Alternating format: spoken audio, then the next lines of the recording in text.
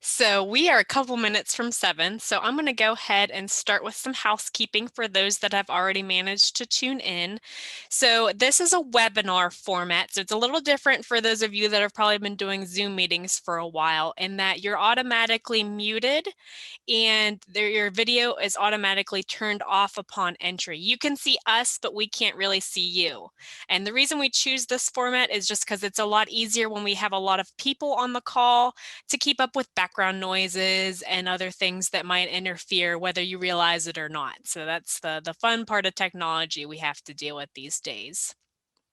My name is Emily Morrow. I am the Agriculture Natural Resources Agent here in Jefferson County. And we normally do this as an in-person class, but obviously that has not been a possibility. So we've kind of adapted to a virtual format. So we are keeping most of our speakers the same for Gardening 101. Since this is normally a local in-person class, we ask our Master Gardeners to teach it. The WVU Extension Master Gardener program is an educational and outreach program where you can take continuing ed and get some advanced gardening knowledge, but the main purpose of the program is for these individuals that have a love of gardening to share that with other people through volunteer efforts and sharing knowledge with other people in the community. So that might come with working through school gardens or teaching at events like this that are meant to engage the public, a wide laundry list of items. So if anybody's interested in the Master Gardener program, our classes start in the fall and I can provide more information on that. But as you work through the courses, whether you attend Michael's presentation today or some of the other ones that come in the following weeks, you will get a little bit more in depth and learn a little bit more about what the Master Gardener program hopefully teaches everybody. So Michael's presentation was developed by one of our master gardeners in the past, has gone through some adaptations through the Berkeley County Extension agent, Mary Beth Bennett, who's on the call tonight as well. And then he's added his own personal touches for it. So it's very rooted in science, very much the tips and tricks you need to setting up a garden, and that's really the meat and potatoes on what Michael is going to cover tonight. So other housekeeping items, we will be stopping periodically throughout the call. If anybody has questions, you can raise your hand. On the bottom of your screen, you'll see a little button with a little emoji that has raise hand. When we get to a point, we can stop and take those questions. I can unmute you. You can ask them live, or you can type them in the chat box, and you can also type them in the Q&A box. So if we don't get to your question right away, just hang tight. We will make sure we get to all of them, and then we will have some time at the end for Q&A and discussions as well. This webinar is being recorded, so we'll have that available after the fact. Can't say how soon we're going to get it up, but we'll get it up. And with that, I'm going to turn it over to Michael, and he's going to get us started. Thanks, Emily. I appreciate you. Appreciate you being able to also coordinate all of these sessions virtually. Right now, can everyone see my screen? Actually, since you guys won't be able to chat back with me, that's probably not quick and easy. But if you can drop a little note into the chat room, want you to know that both Emily and we are monitoring that as well. Looks like we have about 60 participants signing up. So thank you, Chuck. I see you said you're good on this end, so you guys can see me and see the presentation. So we're just going to walk through. I'm going to keep the chat open over here. Emily is going to be monitoring that too. If you raise your hands, if you feel like you want to, I don't want to say interrupt, but as we're going through it, if you raise your hand, before I move to the next slide, we can jump on over to it. But if you also post here in the chat, I'm going to try to read those as well, and Emily can also stop me too. So we can make it interactive. We're going to have plenty of time to take questions, and this is what it's all about. And Mary Beth, appreciate you being here, and also for all of your years of service to the Master Gardener program and for WVU Extension as well. She's phenomenal, and that's one of the things you probably will miss out on being virtual is we have a pretty deep bench of people that present these. So thank you, Mary Beth. All right, so let's get started. So this presentation is the first of many on the list. I'm excited about the agenda for you guys. A little bit about me is I went through the Master Gardener program in the fall of 2019, and there's volunteer and other requirements to get you through the first year, and then lo and behold, COVID-19 hit last year, and so a lot of things that we were going to do kind of got put on hold. So that was a little disappointing. However, you know, I want you guys to know that the Master Gardener program, it really is a fantastic program to walk through. I hope we can do it in person, but if not, hopefully we can get one this fall, you know, virtually. It's just a really great opportunity. And there's so many opportunities to serve in the community, being at the schools. There's other community gardens and things of that nature. A little bit about myself is I wish I had my hand in the dirt full time, but I don't. I work in the IT field, but I've had a love for gardening pretty much my whole life, and grew up in gardens, and grew up hands in the dirt, and being able to get back out to it. I love the fact of being in West Virginia and having a little bit of space to be able to do that. This is all about setting up a garden. The presentation is, and it can range from people living in townhouses to having container gardening, to having raised beds, to folks that have maybe a field that you can plant as well. It's just going to kind of run through the basics of that all. So without further ado, so let's get rolling. All right, so these are some pictures of me and my daughter on my property here. We're sitting right on the border of Berkeley and Jefferson County, and this is some of the fruit of the harvest, if you will. So I got a couple of those pictures kind of throughout, and you can see a variety. Myself, I try to grow as organic as I can. Maybe that will make some things a little bit more susceptible to insects, you know, and I've been working on those as well. But this is that. All right. And looking at the chat too, so I might get a little disoriented. All right. So what kind of garden? So there's all kinds. You know, what size do you want to have? What type of garden do you want to have? What kind of plants do you want to have? All of those decisions is what you're going to have to decide, and based on what you want to do will be based on how you end up going about it. All right, so there are considerations for the type of garden that you'll put together. A lot of it is your work and your time commitment.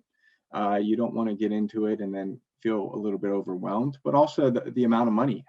We've seen a fantastic system in the Master Gardener program, and the guy had a greenhouse and a full set of watering systems as well, and you got black tarps and all those kinds of things. So how much money do you have to be able to actually invest in this will depend on the design as well. I really like this question is, what do you and your family like to eat? You know, you want to enjoy the fruits of it, and you can grow quite a few things here in West Virginia that I'm sure your family will like to eat. What kind of vegetables can grow in the area? As much as I love eating oranges or pineapples, you know, those don't grow so well here in the north, as you guys know. Space availability that you have. I mentioned containers or raised beds or a full field, you know, that you have to consider that. The soil type that you have. Some of the discussions we've had in the past is people have moved into developments, and before they've moved in, the developers strip the topsoil off, and so they're dealt with a clay land, and so it necessitates building up that soil again, usually in a form of a raised bed to be able to grow, where others might have their topsoil still intact. And there's a few other approaches. And then the availability of water. Clearly, we know how important that is. But these are all considerations, you know, and the proximity of water. In fact, I installed another water line on the side of my house closer to my garden so that I could have the hose be more accessible there. All right, so these are just considerations. So putting your plan to paper, very important. So as you can see here, nice little picture. It's a grid. This is a way for you to be able to map out your space that you have. There is a lot of different techniques. I've seen high density growth within grids as well. But this idea is to give you a representation of where you're going to plant. But then also you can plant throughout the season too. So you can use those same exact beds and have follow-on plantings coming into it. So you could have an early spring or early summer, midsummer, late summer, fall, and you can plant during those beds. Some vegetables require certain nutrients more so than others, and it's nice to be able to plant behind each other. But what's most important on this is to have a plan and to map it out. And this is kind of an example of that. You see here, north-south row orientation is ideal for sun exposure if you just think of how the sun traverses throughout the day. All right. So just a quick put your plan to paper. This is another one that has been very valuable to me, and I think in so many walks of life, is actually having a journal. And so this allows you to be able to track the things that you want to do, make notes of things that maybe worked well, or plants that might be been attacked by a certain type of bug that maybe you didn't get after in time, and those types of notes. But what also worked well, so that you can remember that. If you can do photos, a lot of folks are adapting certain social media platforms. So if you had like a Pinterest, for example, and you could be able to post your own content and have your own type of blog there, just for yourself, not necessarily for others. But just a few ways to do that. I generally just keep my notes actually on my phone, and just follow in a notepad, and then I can insert pictures directly into those notes to be able to track it. And then I can search on some keywords. I might not remember the specific date, but I can search on a vegetable or things like that. So the bottom line and the most important one here is to keep a journal, right? Write that down. All right. All right. Any questions coming in so far? Nope, no questions yet. All right. Gonna keep rolling. So here's where to plant. Again, other best practices to follow. So level ground is best. Loose soil, few rocks. Good luck in that in West Virginia. My neighbor said, if he could make money off of growing rocks, he would be a millionaire. His land just seems to grow rocks, and so I can vouch for that, as can my lawnmower. So so that will lead into the future, though, to be honest, about doing tilling, maybe initially to break up some of that area. There are folks that prescribe to not doing tilling because of you're going to break up the underlying structure within the soil that you want to keep actually intact. The type of life structures that are built there are very important.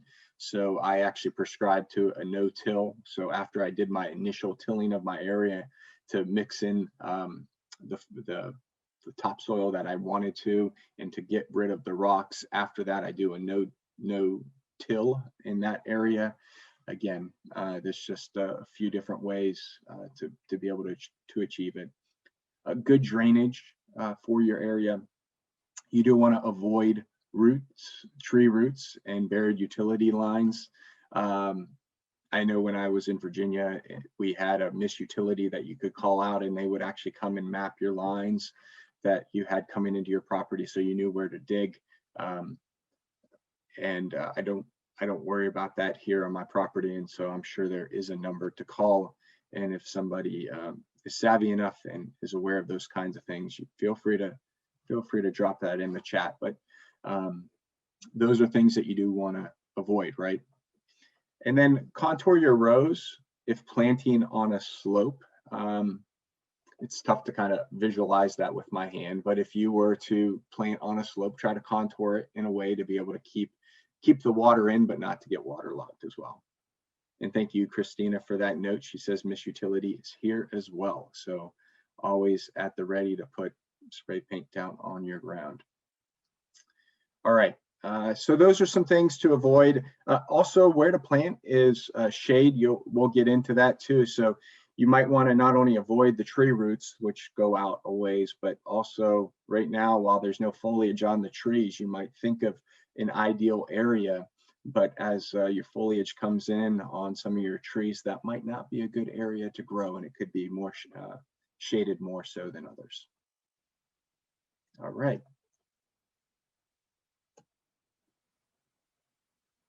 And also, if obviously you need a good drainage, but having a mulch and some other components can also help with some of that excess water, but clearly you don't want to plant in a gully.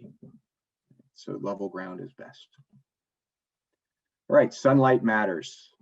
Absolutely, it does. And we need to get outside too, even during COVID, because sunlight matters to you and I as well. So a minimum of 6 hours of full sun, 8 to 10 is better.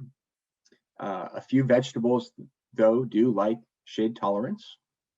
Spinach, lettuce, chard, broccoli, kale, those do like, can prefer some shade. I have an area of my garden that gets wonderful morning sun, but it also gets shaded from the worst of the heat during the day. And so I have certain vegetables that enjoy that as well. Okay, so you just want to try to follow that as you're trying to pick out a place, because that's one thing we can't readily reproduce unless you want to put in a lot of energy and you utilize lights and things like that. So that's very important. All right. Thank you for that note there, Emily. Call before you dig, 811. There you go. Thank you, Mary Beth. You guys keeping me honest here. I knew there was a Miss Utility in West Virginia. All right. So water availability. I mentioned putting a spout right on the side of my house. This year, we're going to incorporate rain barrels. Also, I have two gutters on that side of where my garden is. I've thought about running a line out to where an orchard is that I planted a little bit further out there in the field. I don't have a place to be able to do a rain catchment system there, but this picture here in the middle is a rain barrel. I would love if anybody wanted to show hands or just drop a note maybe in the chat, so I'm not confused about somebody asking a question, is if anybody does have a rain barrel system, that would be wonderful for you to text a note about that. Thank you, Beth. And those are really good, and it's a wonderful way to utilize your water, and it's free. Certainly, if you have city water, so it's certainly free of any chemicals that they put into the water as well for your plants. Over here on the far right is a water drainage system, or I'm sorry, not water drainage, a water drippage irrigation system. There's a variety of different places where you can purchase those. It goes back to money consideration. They are really nice, and it would actually prevent you from having to go out to water at certain times. You can set them up on timers, those types of things as well. I'm going to pause right there, Michael. Yeah. Beth, did you have a question about rain barrels? She had asked one in the chat earlier. I just want to make sure we don't miss her. All right, I allowed. There you go. Hi, Beth. Do you have a question for us?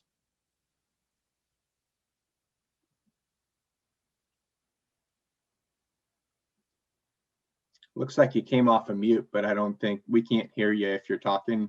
Yeah, sometimes laptops don't have a built-in microphone. If you do, Beth, just go ahead and drop it in the chat. And Margaret had a question too, it looks like. So Margaret, if you want to unmute yourself, you can go ahead and ask. Margaret Davis. And so while Margaret is coming off a line, Beth did ask, can rainwater be collected in West Virginia? It absolutely can, and you won't be fined for it like you would in the great state of Maryland, as I understand it. You do have to pay for, just as part of home ownership, some water runoff for the sewage system and things like that, but there's no fee or penalty for rain collection. And Mary Beth, I know that you keep up on all of those types of things as well. But my understanding is there's no restrictions in West Virginia. No, there is not. Yep. Thank you, Emily. We still have a freedom-loving state, at least in so. So how long can water stay in the barrel? That's a great question, because if you're not using it, it can get stagnant. I certainly would check it throughout the season, especially if the rain barrel is sitting in the sun as well. That's where you would want to get into it. There is ways to be able to clean your barrels as well if you're starting to get some algae in it. I don't think there's a definitive answer with it, but I would certainly clean it out or circulate through it if you're starting to see green algae. Okay. Yes, and also some folks will put a netting over top of the opening where the spout is to keep debris out as well. And Keely asked if we have, a couple people have asked where we have availability to purchase rain barrels. The Solid Waste Authority used to do a bulk purchase. I don't believe they do that anymore and haven't for a few years, but the Conservation District does occasionally get rain barrels. Now they normally do that with their tree bare root seedling order, which they're not doing this year. So Mary Beth, if you know if they're going to be doing a cost share program like that, or if they have them available to order,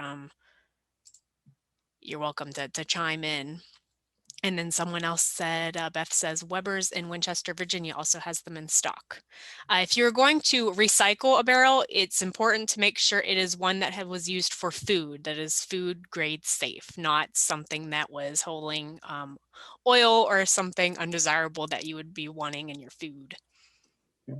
Yeah, Emily, as far as I know, Eastern Panhandle Conservation District may still have rain barrels if you get in touch with them and ask. I don't know if they've got them stored somewhere. Seemed to me they still had a supply, but they can probably get some more if they need to. And one of the things you'll notice is that we won't specifically prescribe to a certain location like a store. We just try to avoid giving advertisements there. I really, just to plug on what Mary Beth did say, though, the Eastern Panhandle Conservationist, some folks might have received a little note in the mail. I know Berkeley County does that. I actually purchased some fruit trees through them, and they were extremely hardy for the price. I got some apples and some peach trees from them, and I'm hoping this year I'll actually get some fruit out of them. Michael, this year they're doing seed sales. Okay. Yeah, okay. Trying to reduce congregation of people to pick up supplies. So unfortunately, they've got to put a hold on that. Yeah. Okay. Yep, Deborah, so we aren't specifically going to be covering that tonight, but I do have your email and I do have some resources to send you. I think some of our colleagues have done a video on rain barrels, so I can get you that information. And Melanie Files in the chat also recommends City of Martinsburg.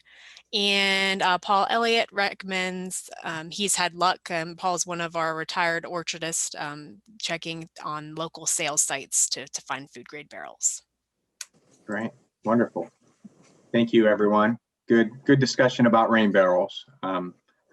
Certainly would encourage it. All right, so is just the bottom line is it's important to have water available for your plants. All right, so let's keep on moving. So soil preparation, the most important component. So soil testing, it's essential. It determines if your soil has the nutrients necessary for the growing season. And the best time to test is in the fall or the spring. I know, Emily, I think you have a section that you're going to cover just the soil testing. Did you want to comment on this slide at all? Yeah, Michael's just skimming the surface on that it's essential. We could spend a whole extra hour talking about that, and we will next week. So if you have not done a soil test, tune into next week's webinar and we'll cover it in great detail. Absolutely. So that's great. And then, like I mentioned, different vegetables will consume different nutrients. We're also big proponents of composting, and you have a section on that too. And that's a nice, wonderful, balanced way to get nutrients back into your soil. But if you don't know where your soil stands initially, you don't know how to amend it. And there's certain crops too, like blueberries, need a certain amendment well in advance before you actually plant them. So those types of, there are considerations for this. And so I enjoy Emily's talk on soil testing. So we'll save those other questions, I think, till next week, or to go deeper into that. All right, there we go. So this is just a bit more about if you did a soil test. We're actually, Emily, I know you're going to cover this slide, this type of chart here in greater details of what this means. And then we also, I think, cover the ratio of what it takes to be able to make the calculations necessary to amend your soil. And then, there's Master Gardeners available too if you needed some help with some of those calculations too.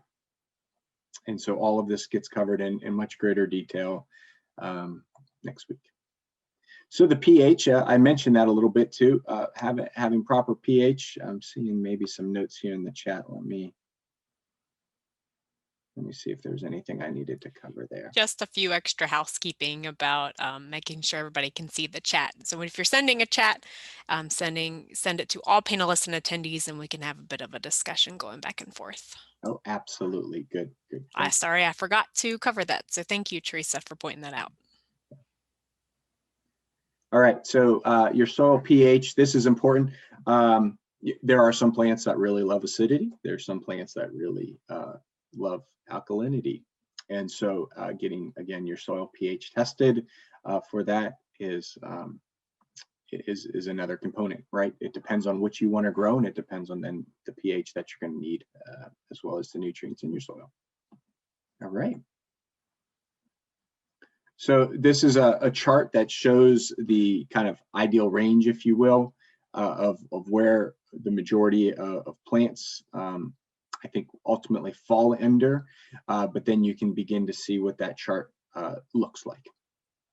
And then you can see here some of your base nutrients that your soil has. All right. So this is just kind of giving you an overview there of your pH level. All right, so is your soil ready to work? Your soil, it should not be too dry or too wet before being worked. If the soil stays in a ball, it's too wet. If it crumbles apart easily, it's ready to be used. And so this is just, as you're getting in there and you're starting to plant your seeds, or you're starting to plant maybe doing a transplant in there. This is just kind of the ready, set reminder that you should have. So don't work in wet soil. Why should we not work in wet soil? Well, it compacts and it can form very tight clumps, especially if you do have components of clay in your soil.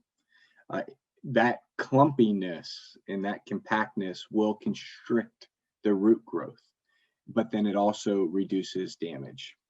And the effects of getting out there and planting in wet, or planting in the rain can have negative effects that could last for many years on your soil. So again, just like the three little bears, you gotta plant in just the right temperature, not too dry and absolutely not too wet. Okay. All right. I don't think we have any questions on the soil side of the house. We do, from Linda, asks, I have a worm tower in the middle of my garden. How do you know that I am attracting worms? So, Linda, I do not have experience with worm towers, so I'm not going to be a great person to answer this question. Michael, do you have experience? Not with a worm tower. I always thought that worm towers were more, if I remember correctly, it's a composting component and it allows nutrients to be released. And then I think worms would be attracted to that. Yes, I believe it's an in-ground method of compost. Bethel's coming in with an answer. So worms are fun. I love vermicomposting. It's my favorite way to compost. So depending on how your worm tower is set up, assuming that you can see the compost, the food scraps that you're putting in, if it's disappearing, your worms are doing the work. I mean, that's really the best way. I mean, you can come out like right after a rain and they'll be closer to the surface. Or just dig a hand into your soil. But honestly, the best way to tell if you've got worm activity is just to see if the food scraps are disappearing. Thank you, Bethel. I've had worms where I've put them separately into a bin. I haven't started them up since I've moved again, and then I've composted in that way. But right now I keep a separate compost pile, and then as it decomposes, I move that pile and then I start again in a fresh area. But that's a wonderful idea there, Linda. And I do not know the answer to how deep you can fill the worm tower. Bethel, any thought about your in-ground composting? I'm assuming you're just talking about native worms and not worms you've introduced. But again, your worms aren't going to be like terribly deep in your soil. I don't particularly like worm towers myself. I think they work wonderfully, but probably no deeper than 6 inches, and that's really more for stability of the tower than access for the worms. Okay. And then Stefan asked a question here over in the chat about soil depth. I have clay a few inches down and I'm trying to improve. Are you referring, Stefan, I think, to the overall depth of your bed? And if that's the case, I'm usually working between 12 to 24 inches overall is the soil that I'm kind of focused in on. But I'm not sure, Emily or Mary Beth, if you had any other comments there. But when I went into till, it was about 12 to 24 inches. So everybody's soil is going to be a little bit different dependent on your topography. If you live in a development like Michael touched on, ideally, if you are working for a traditional in-ground method of planting, you should have 6 to 8 inches of good topsoil. Now that's easier said than done because that takes several years to build up over time. If you do not have that right off the bat, some of the methods that Michael's going to be touching on different types of gardening, like lasagna gardening or raised bed gardening, are going to be great options, at least getting you started until you work up to a point on when you kind of build up that topsoil layer. Yeah. And Chuck, we will be talking about, a little bit about addressing weeds. I think briefly to be able to kill those off, and we certainly within the program have had experience with needing to literally just suffocate out those weeds and start completely anew again. It sounds like you might be into that a little bit. So I certainly, if I don't cover all of it, we'll be covering it in other areas. Okay, good, great, Stefan. Yes, a couple of these other questions Michael's going to get to in just a few minutes. So Deborah, hang tight with yours. Great. All right. So let me jump on back in here. So methods for preparing garden soil before planting. So loosen the soil 12 plus inches. I think went right with what Stefan was mentioning. If where I was at, I actually converted in a side a side piece of my house that was just the lawn. And I had a pretty decent run there, and I came in and I amended it with a rototiller, and that's how I was able to get well beyond the 12 plus range. But that's what you want to start off with. And that loosening of that soil does improve the drainage, aerates the deep layers. It allows your worms to be able to go down deeper as well. And then it provides space, growing space for root crops too. Been successful in growing potatoes. Carrots, not so much just yet, but certainly potatoes. Recommend for dense, hard, or packed soil to be able to do double digging. That's what this idea is you're digging once and you're going over it again. It is labor intensive, but as you can see, there's a lot of benefits to doing this. So these are the steps, if you will, for doing double digging. Really what it's getting into is you're digging a trench about 12 inches down in the planting area. You loosen that up with a garden fork. You dig a next trench next to it, and then you put the soil from the trench 1 into trench 2. So in the midst of digging that trench and then moving that soil, so not only did you loosen it once, but then you loosened it again as you moved it into the second trench. And then you start that process over again with, say, trench 3. Okay, so this idea is really, you're really moving your dirt around and you're breaking that up. Okay. And so you keep that process going, you know, so now that you're working on trench 2 and you filled that in with the first amount, trench 3, you know, you're going to backfill that with the dirt that you got out of trench 2 and so on, all the way down the line until you have that filled in. Okay. Now, what's important though is as you're doing that, you're going to try to amend your soil with the compost. If you have compost that's available. If not, and I was starting off, I actually purchased compost from a local nursery. I spoke to them about the quality of their soil, and I felt comfortable with doing that. I'm not going to advocate where I went through, but I was able to do that and amend that with the existing soil that I had. And so then that allows for, again, further aeration, but then you also incorporated nutrients into that area. So that is the double digging. And here again is just a quick recap of the benefits of that. You know how far you went down, and as a result of backfilling into that area, you know that your soil is broken up, and this allows for your roots to really be able to grow, but then also for the microbes to be able to reconstruct and to create a good soil structure throughout that area. Once you do that, though, I would encourage you certainly to try not to disturb the new structure that those microbes had. So try not to go back in and retill every year. That's something that might not be necessary. Again, I'm not trying to prescribe a specific way, but there is some damage that happens in those microbes in that soil structure. So if you're growing carrots or beets or potatoes, really any of these other root crops, they need this depth that's in there to be able to grow fully. So while it might be labor intensive, it's worth doing. Okay. All right. Did I have any questions about double digging?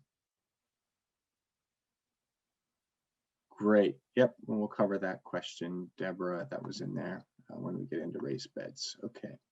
So rototilling, I mentioned that, you know, it allows you to get in there to break up the area. It also allows you to spread compost in and across and to bring that into your soil well. And then it says rototill approximately 3 weeks before actually planting. Okay. Before you rototill, you should stake out your area to make sure you have good straight borders. You can use a garden hose or a rope for that area. You can remove the sod. If any of you have experienced rototilling, you know, you'll get that grass and the root structure of that grass caught in the rototill. You pull vegetation up by the roots. You can dig clumps of weeds out to expose the soil as well. All right, so those are just some soil preps that you would want to do. Looks like I do have a few questions. How far apart should the trenches be? A lot of it really, it depends on the size of the crop. And then it also depends on how much walking space you should have. And the sizing of your rows also, it depends on your overall space that you have. I don't want to say there's a right or a wrong way. You know, I try personally to have about 12 to 18 inches between my rows, just so that I can be able to get to it and I can reach across.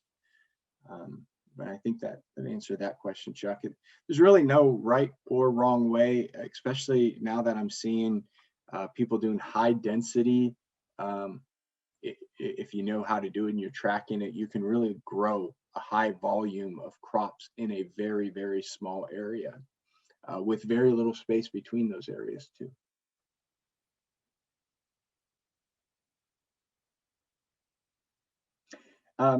Yeah, so Danielle, good question. How long would you say to wait to retill, if ever? Personally, I don't plan to retill the area that I was in. I have found that as I come in and I lay compost a little bit every year, and if I'm not stepping on that area, the soil is not getting compact, and I don't want to mess up this wonderful microorganisms and microbes that have built this amazing new structure underneath the soil.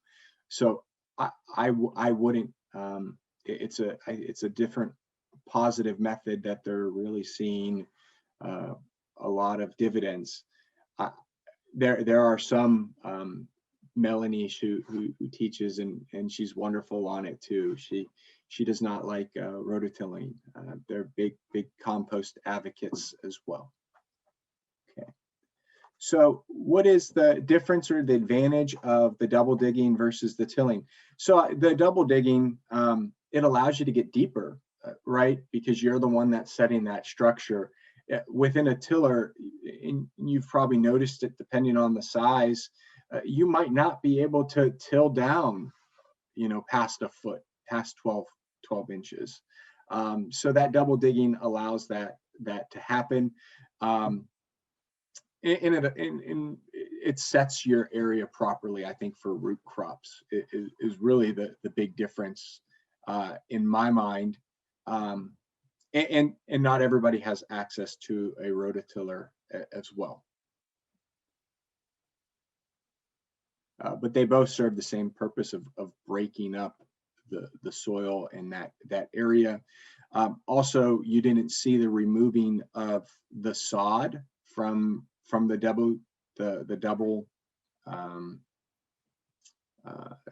digging, right? And in fact, I actually try to break up my clumps, and I will put that back into. I use it really more in my orchard area where I'm planting trees, but I use that so that they can kind of decompose in that area, and I mix that in with soil too. But that's not necessarily a prescribed method. I've just found that was a way I wanted to utilize the green grass that I had available, and I knew it would break down provided that I didn't leave too much of it together. Yes, typically when you do the double digging, that first top layer where the grass is growing actively on top, turn it upside down and let the organisms do their work. Yep, absolutely.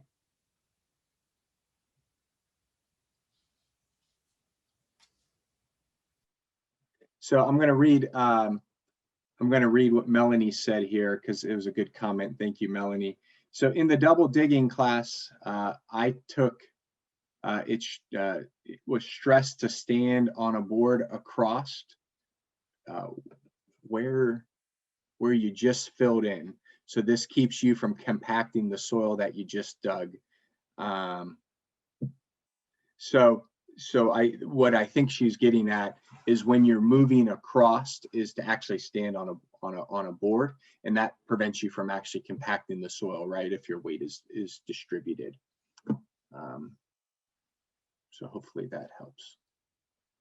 So that's a good point there.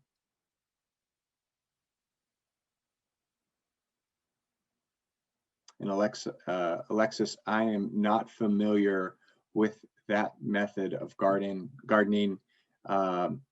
If anybody knows Ruth Stout method of gardening, if anybody wanted to chime in there, feel free to raise your hand, Master Gardeners, and you can make a comment on that. Melanie requests that Alexis contact her. I believe that that is a variation of what could be considered lasagna gardening, adding a layer to go back into the soil year to year. Okay. Alexis, I'll connect you and Melanie after the webinar. And by the way, Alexis, Melanie's wonderful. She gives her heart and soul to Master Gardening and classes, and really big advocates of composting as well. So good hands there for sure. Thanks, Melanie. Okay, so there's just a recap there of before you rototill. These are things to consider. All right, let's move on to the next slide here. So using the rototiller, you're going to set it on a light setting in beginning and then adjust to a deeper setting and work that area in again. The whole idea is to really just be thorough to break up that area. Any rocks that have been upturned, obviously you want to remove those. Any roots that are in there, debris, all of those things can prevent your soil structure and can get compacting. So you want to remove that kind of stuff. Then rake it smooth with a garden rake. All right, and then obviously as you see any weeds or bits of vegetation, you can pull that out. So here's some disadvantage of the rototiller. I mentioned the advantages of the double digging with the root system, but you can chop and spread weed roots. It's not great for the soil structure. It does reduce the air and the water and the flow, and I think Danielle asked that question, would you retill? Right, you can see there's some disadvantage to doing it, but sometimes that's the only way to get around it in the very beginning, especially also if you don't have time to build out a layered kind of lasagna composting and to create a new area from scratch. Maybe you want to get in and start at the season, and maybe you didn't build one up the year prior.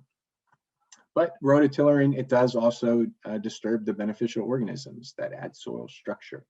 And so I did comment on that a couple of times. So those are disadvantages. All right. So nice little note there about rototillering. Okay, so compost. We are huge advocates of compost in this course. I think you're going to have a whole class on it, right, Emily? I'm not sure which week it is. Correct. Towards the end of the sessions, we'll have a whole class on composting. Absolutely, that's great. And there's methods of composting as well. Once you start getting into it, you might find yourself going through neighborhoods, getting people's bags of leaves just so that you can compost and have extra yourself. And at that point, you'll be hooked, and people will look at you weird, but you won't care because you'll be composting away. It's so beneficial ultimately for your soil. So what do you do with the compost though? You're going to spread that in 2 to 3 inch layer on top of the planting area. You saw in the double digging, and you can also do it within the rototillering as well. As you can put that into the area. Double digging will allow you to amend that soil there as well. So, but I use as much compost as I can make. I never have enough of it. Work the compost into the top 4 to 6 inches of the soil. So you can spread it in, and then you work it in, right? And you can use, as you see here, the many different methods to be able to work it into the soil. Okay, so another method would be raised beds. And I think we did have a question about raised beds here. This is an area that if you do come into really it's housing developments where they've stripped out that topsoil and you don't even have much to be able to work with, and it's all clay. This is a wonderful way for you to get started. You may or may not use native soil. I literally had a truckload back up to the house, and that's what I did. Others, you know, you can look at the big box stores have soil in them as well. There's a number of local places around here that do sell soil as well, and do sell some composting. Part of it is do you know where it came from, and can you trust that source? Because you never know what it's having. Saying horse manure, right, as they're cleaning out stalls, you know, are there animals in there that are taking a lot of medication, right? And now you're putting that into your soil if it hasn't been properly decomposed, right? How long is it going to take for that to get broken down? Those kinds of things that you'll just really need to be mindful of what to put into these beds. But I've used a number of different ways. I've tried to get as pesticide free, you know, from plants and things like that. All right. You can use a variety of materials, wood, block, brick, to build your actual raised beds. I've seen, if you just jump on YouTube, there are many different methods or materials that you can use to build them up. Wood is generally the most common there. And you can build them as tall as you want, right? We were talking 12 plus inches for root. You know, Emily mentioned, you know, 6 to 8 inches of good soil, depending on the vegetable that you need. You know, it can be pricey to fill up a raised bed, but you know exactly what you're putting into it based on that bag that you might get, or if you are buying it from a reputable place and you had it delivered. But again, depending on how, you know, what you're going to grow is going to depend on how deep you need. But I would say at least 6 to 8 inches of good soil in that area. Okay, so, and then I'll come back to a couple of the questions here as I move through the raised bed. So here's the advantages: is they do warm up well in the spring, right? You don't have that geothermal underneath the ground that keeps things tempered, so the sun can get in there. There is obviously better drainage. You know exactly what you put into the soil, and most soil that you purchased has built-in aeration and drainage type of a medium that's in it. The soil is not walked on, so it's not compacted down. It's easy to amend the soil because you're able to mix in your amendment before you actually dump it in. It is a lot less maintenance, right? You're starting with soil, so you're not having grass seeds or weed seeds or root weeds. You're not having any of that in that soil just yet, you know, and then certainly any weeds that might blow in or seeds that might blow in throughout the year, they haven't established a structure yet, so it's much easier to get them out. And then as the soil's up, there is less kneeling and less bending. So these are all advantages. Recommendation is usually 4 feet wide, 3 feet if only accessible from one side. Now again, that's you reaching across, you know, the bed and not compacting down that soil. So that's where that recommendation comes in. There's many different ways. You don't always need a wood border around it, right? Again, different material that we talked about. So how do you prepare it? So there's several layers that you can put down of newspaper or cardboard on the bottom if you're starting right there on a piece of grass. Now, why would you want to do that? That's going to kill any seeds and any grass that's underneath there. Certainly any worms that are underneath there, they're going to be attracted also to the wetness, but they will come up through that paper over time.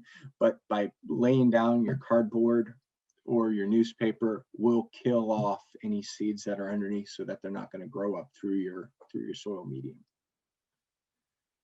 So this is another thing. If you have voles in your area, you know, you can fasten this hardware cloth, or kind of think of it as a wired mesh at the bottom of it for added before adding any drainage material at the bottom, and that's going to prevent any rodents really digging in and burrowing in and coming up. Okay, and so that's rodent control. You do see here they talk about adding any drainage material as well. You can put some things at the bottom of that to help with drainage if you needed, pieces of wood and things like that. And let me handle the soil mixes. Ooh. Let me handle the soil mixes, and then I'll get to a couple of the questions that we have come across. So your soil mix, you can have a few choices, right? People asked about what you should put in it. And so this is high level. So you can mix a third compost, third peat moss, third garden soil, or depending on what you're growing, you can have vermiculite that you can mix in, and instead of garden soil, peat moss and compost. And again, the vermiculite is going to allow for a lot more aeration and drainage. And so some plants need additional drainage above and beyond. And again, that just depends on the plant. So let me jump over to the Q&A, see what other questions we had there. Yes, George commented, don't use pressure treated wood. That's right. You don't want those chemicals to leach into your soil. It's a good call, George. Thank you. So that is a bit of a misconception. While it's good to avoid pressure-treated wood, those chemicals that were used in the pressure-treated process have not been used in wood for about 18 years. Now, if you're uncertain of the age of the wood, it's good to just avoid it, pressure treated altogether. Obviously, there's better options, but that's not to say that pressure treated wood is absolutely cannot be used. But if you're like me, you inherited your house from your in-laws with a bunch of wood in the basement and you don't know how old it is, I'm definitely not going to be using that in my garden. Right. Or picking up old railroad ties. Right. Probably shouldn't use those, right? Cinder blocks are a wonderful permanent raised bed system. Great. Thank you, Emily. That's a very important distinction there. That's good. I will be using raised beds this year. What would you recommend to fill the bottom half of inside of the bed below the soil? So this is drainage options. I know they mentioned you could add cardboard in the bottom of it, wood in the bottom of it. Other mediums, I think, was what you're trying to get at to just fill up the space. Emily, any specific recommendations that we should be putting in the bottom there? Paula, are you wanting to increase the height of the garden area or just looking for a way to suppress the grass and weed seed below?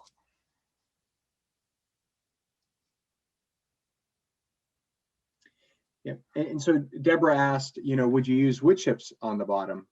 Absolutely, you could use those. Certainly not as a weed suppressant beginning. You probably want to put the cardboard down as well as the newspaper. But if you were looking to fill in that space, you could absolutely use that, and the wood chips would break down over time. Mulch or wood chips, they would break down over time, but I wouldn't use that to say that now you're going to have that additional layer. You're just looking to get maybe some more space up off of the ground so it's not as difficult to bend down.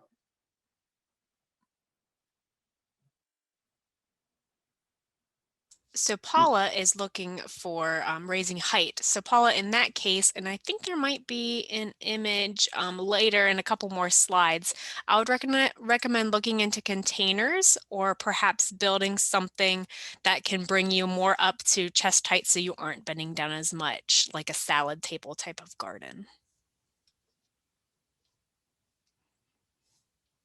Yeah, that's a good point. And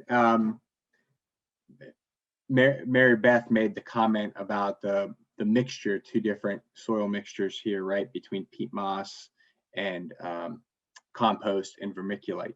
That is used for the square foot gardening that you see here, that developed that square foot gardening method. So it's a very good point.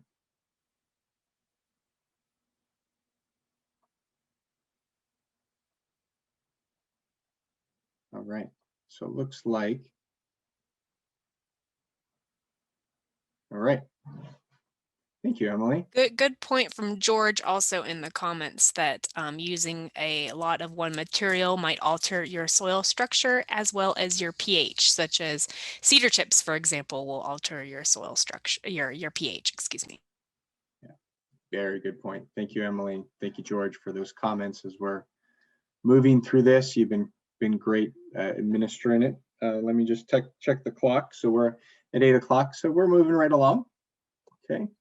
And this is good to answer questions as we're going through this.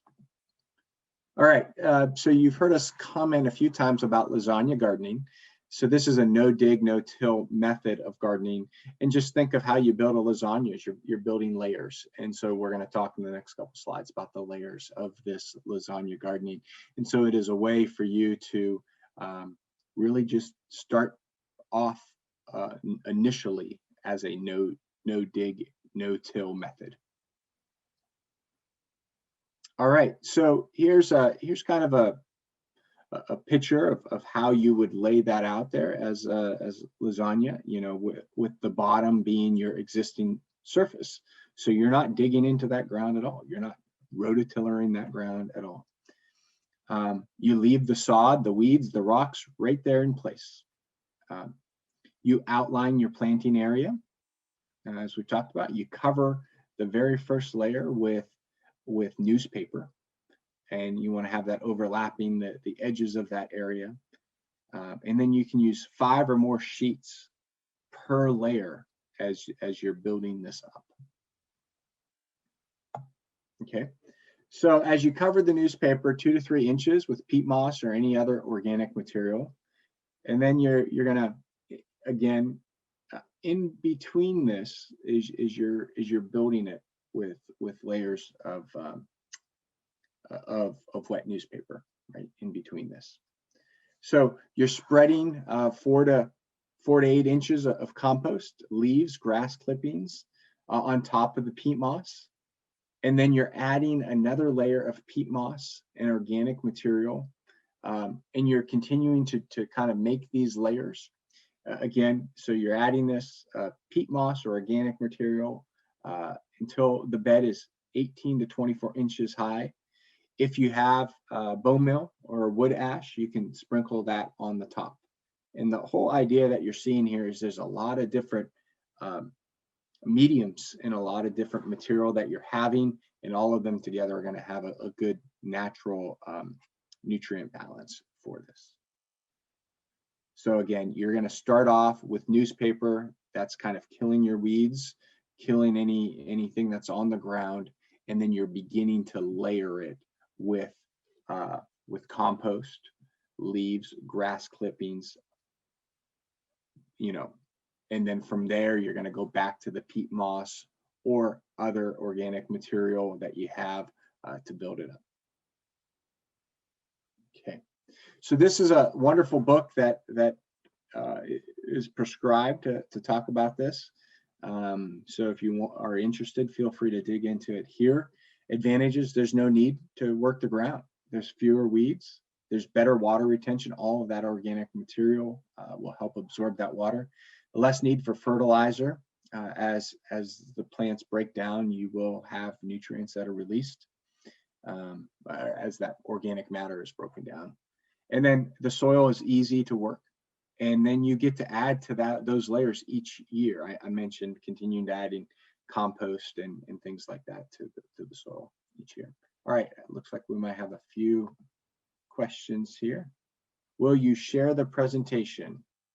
Emily, do we make the presentations available? We will have the recordings available. I can't promise they'll go up immediately after, but it might be next week before we get those on a shared drive and email those to everybody. And then Deborah asked, can you do a lasagna garden inside of a raised bed? You absolutely can. I think what you're referring to is really, at that point, is really having a border around your vegetable lasagna, or excuse me, vegetable lasagna, your lasagna garden. And yes, you can do that. There's no reason not not to be able to have borders around it. Okay. Can I go back? Yes. So let me, did you want to see that side? Keely, I think is it. I think you might be taking a picture of it, which is perfectly fine. All right. Are lasagna beds recommended for certain types of plants? I don't know if there's a prescribed, the book might get into greater detail of what plants, you know, they would encourage to do it. But from how I understand the lasagna gardening built out, it's going to have a really nice pH and a really nice set of balanced nutrients. That's going to be a good set for pretty much any home gardening that you're going to have, Virginia. You can always refer back to, you know, what is your getting your soil tested once it does decompose as well. But the way that the way that it is getting structured, you will have a really nice balance overall of nutrient ratios that are in it. There's nothing in there that I saw that will spike it one way or another.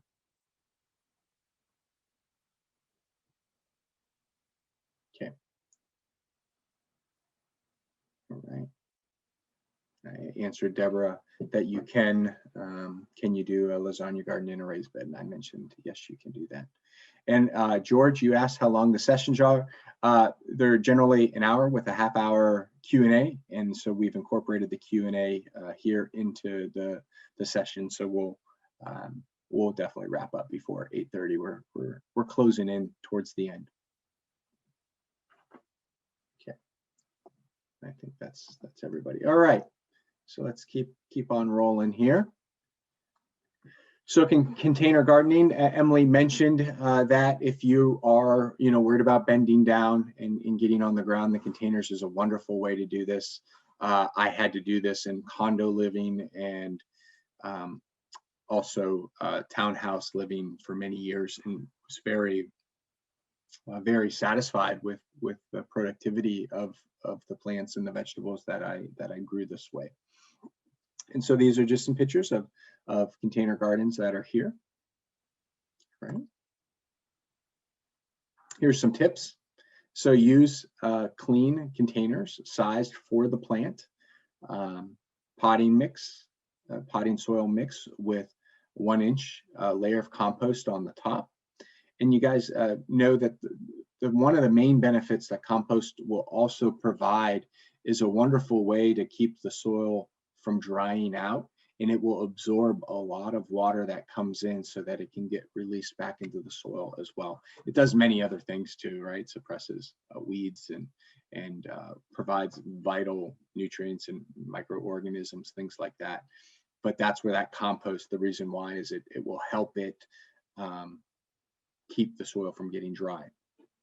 And especially in containers, because they can get hotter because the sun is, you know, they're exposed out there to the sun. You want to do what you can to keep your soil moist. So you want to cluster your pots for humidity and watering needs.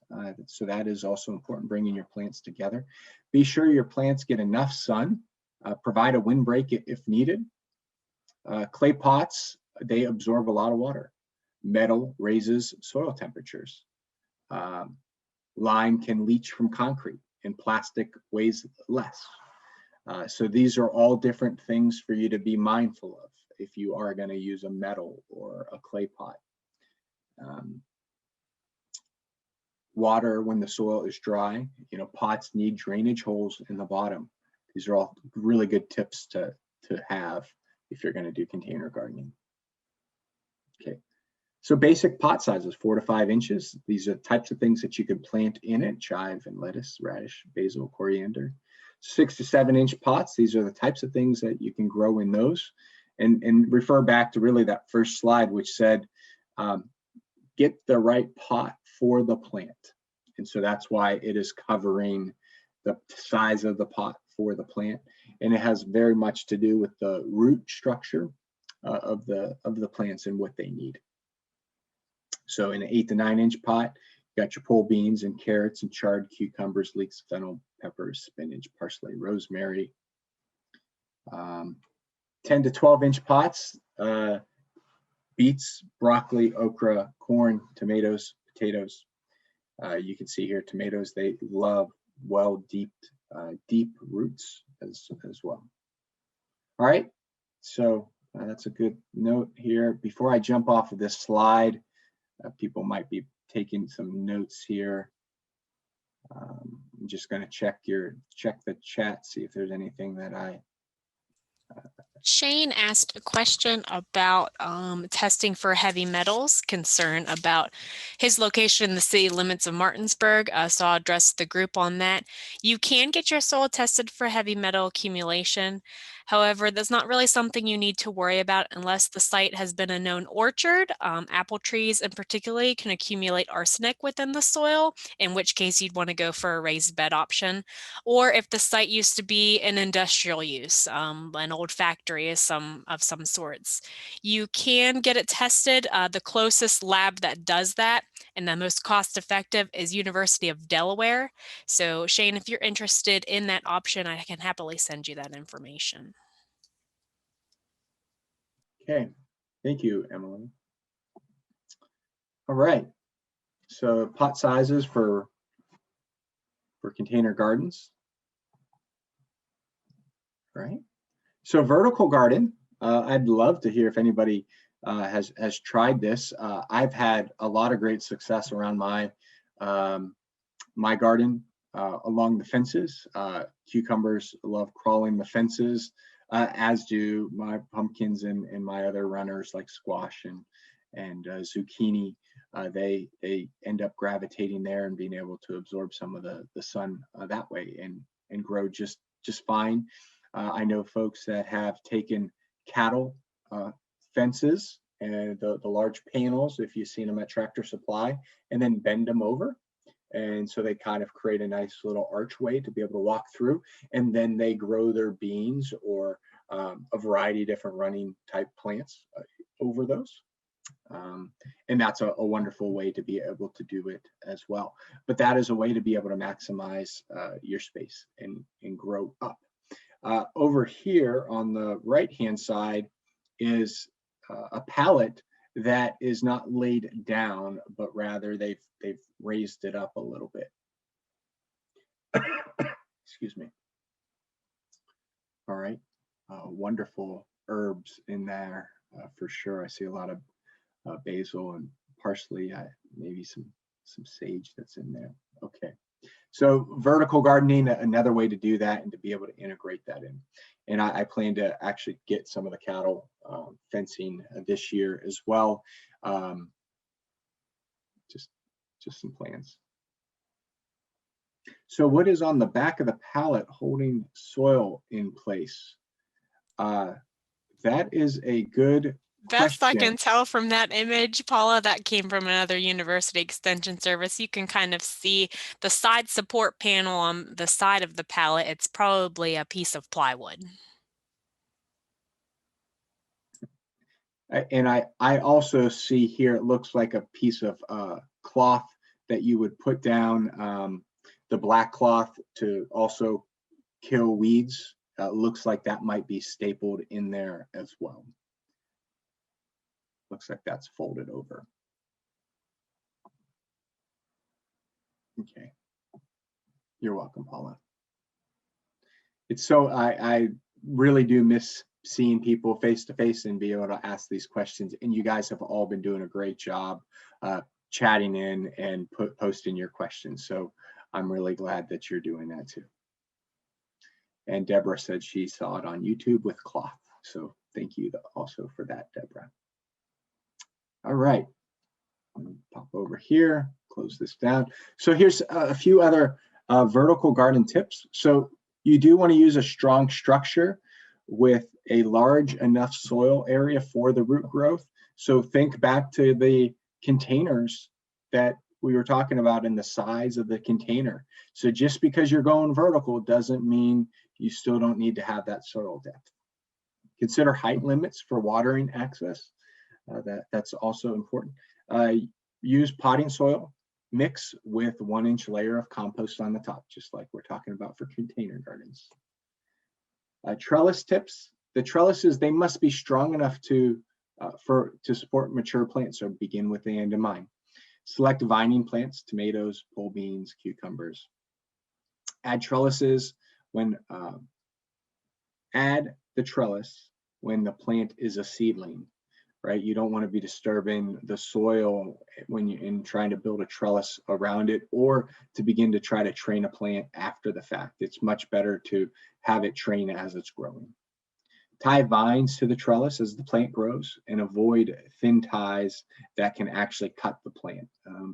That's also good too. There's a number of different ways and inexpensive ways to be able to wrap plants that I have seen. And so you definitely just don't want to use something that will can choke the plant and actually can cut the plant in that vine area. So if you use the lasagna method, can you plant the same year that you set it up?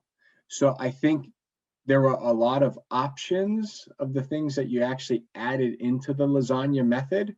I can tell you if things still need to compost, it might discourage it a little bit, but I'm going to let somebody else comment on that. Is it really, I think probably depends on the method that you're adding in. If the organic matter and material has already been composted down, it's probably safer. But anybody else want to comment on that? Yeah, so Amanda, that's the purpose of adding that top layer of topsoil on the top. So if I could say top a couple more times, the topsoil on top is going to serve as a nice base for any current year crops you want to plant for the current year.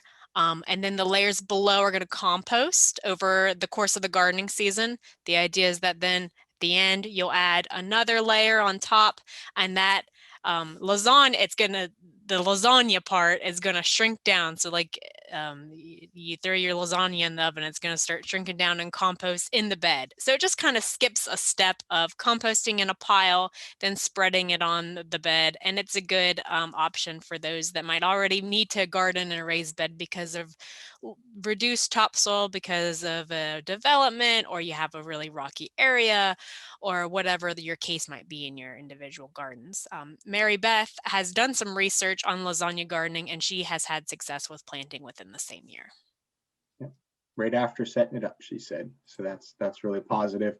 And I mentioned inexpensive ways of tying plants off.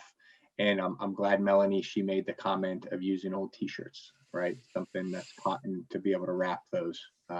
Depends on the size. So thank you, Melanie, for that comment. Yeah.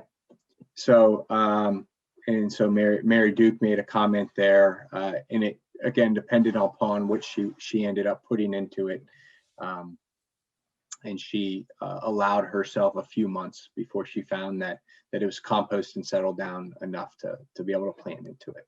So again, just be mindful of what you put into it.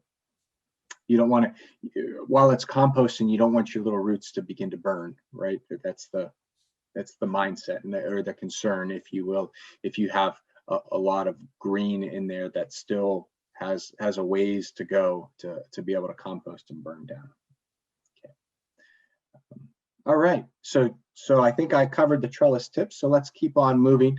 So I mentioned being able to actually plant behind one another. So you kind of that no-till, no-dig, and be able to plant. And so this is a good way for planting families and then having a rotation of the next crop in after there. So if you started off really in any one of these areas, this would be the next group, is the next family of plants that you would want to bring into there. I'm not going to go into each one of these, but this is a nice good one to be able to take a screenshot or a picture of, wait for the video to come out. Just a wonderful way. And again, it's based on what those plants like out of the soil, what they take and what they give back, and then with the next plant coming in, it takes and gives back. I just want to have a homeostasis there. Okay. So before you plant, so this is important, right? Read the seed packet details and instruction carefully. It will talk about, maybe you need to start them indoors before you transplant out. If you're starting planting outdoors, make sure the frost has passed, for example. What type of mulch that you're going to have, when you should plant based on your zone, the depth in which you plant, the spacing in which you have that plant. And you got to remember, things start as a seed, and that full mature plant will need different space. And so the planting gives that beginning with the end in mind. Okay, so your next steps, what are we supposed to take out of this garden time? So you need to choose the best location for your garden space. Remember the things we were talking about, the flatness of the soil. Does it drain well?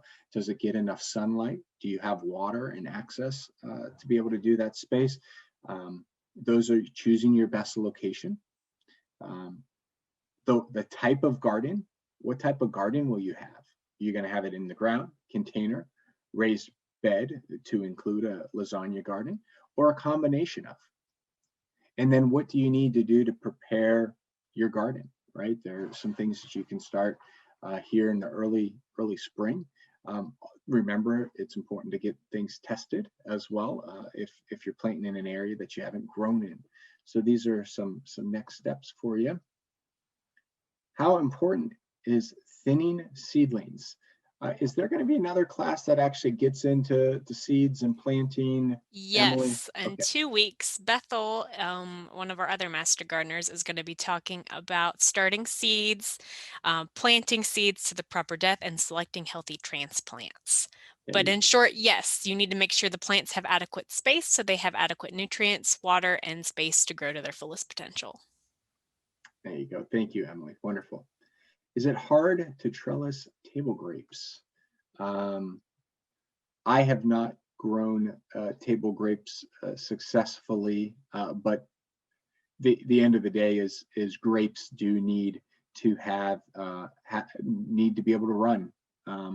So if you're going to trellis them, or if you're going to put them up on a traditional kind of staking system that you see, that's what they grow. That's why they grow them that way. Okay. All right. So next steps.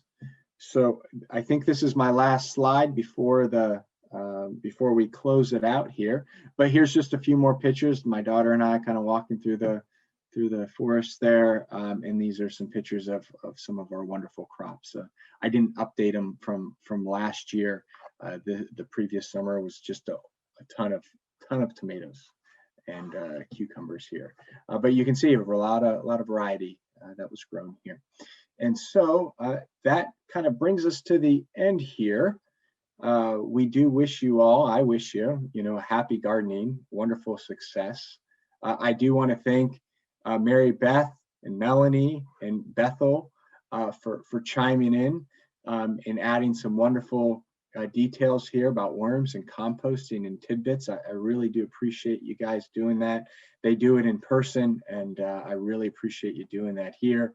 Emily, amazing. I know you've had a lot going on this year, but to be able to pull this together virtually and to make sure we stayed on track and stayed on target. Thank you so much for all that you do and what you contribute to our community. And you're welcome, Paula. Thank you for the nice comment there. I really appreciate it. Yeah, and I encourage you guys all to come on back and follow through the rest of the webinar. And you guys are all welcome. Thank you. You guys are kind. Appreciate you guys too. I'm glad you guys want to get into gardening. We all need a little bit of sustainability. And I tell you, no matter what you're doing, watching something grow and having the sun and the water and being able to just see things grow and develop is such it's very therapeutic, and it's very valuable for all of us. So thank you again. wish you guys all the best. And Emily, back over to you for any housekeeping closing comments and next Thank steps. you, Michael. We always appreciate your beautiful pictures, that cute little girl, and your expertise in gardening. Sarah had one that's kind of getting lost in the messages on rotational planning. Are the rotations year to year, or can you get through an entire cycle in a year? So Sarah, you can, especially if you're doing some succession planning, the recommendation is that, and we'll cover this in great more detail in diseases, pests, and weeds, that you cycle from plant family in that same spot from year to year, just because it helps break up the disease cycles. It helps cycle nutrients back in the soil, and helps also with pest life cycles and weed rotations as well, just by getting being able to rotate, say you're not planting your tomatoes in the same spot every single year. So we'll cover that in more detail. And I thank everybody for coming on here tonight. We'll have several more sessions as we get into February and March. So this is just scratching the surface of gardening. So thank you all for some wonderful questions, some great discussion, and I hope to see you next week. The link will be the same. Your password will be the same. If anybody has issues locating that, you're welcome to re-register. It pops you a fresh new email, and that'll get you there. All right. Thanks, Emily. Thanks, everyone. Have a great evening, everybody.